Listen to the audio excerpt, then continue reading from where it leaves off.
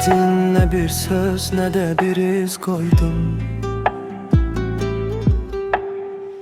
Sanki hiç yaşamamış kimi yok oldun. Yüreğimde yarım kalan cümle kimi. Adın kaldı ama sen çoktan soldun. Bir vaxt gözlerin benim dünyam idi. İndi baxıram her şey yad, her şey boş. Seninle güldüğüm o küçeler belə sessiz sessiz danışır ama çok soyuq.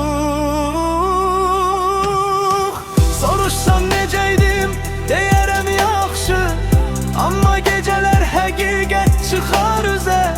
Gülüşüm yalandı, gizlədir dərdi, çünkü sensiz kaldım özüm özüme. Sevmək günah değil ama ağrıdır, ayrılık ise susaraq öldürür insanı. Sen gedəndən sonra anladım bir de, bəzən en yaxın en uzak olur yani.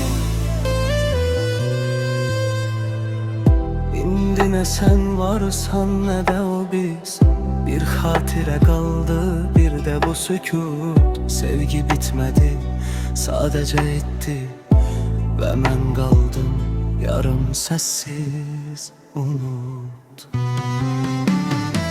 Soruşsan necəydim deyərəm yaxşı, amma geceler həqiqət çıxar üzə. Gülüşüm yalandır, gizlədir dərdi, çünkü sensiz kaldım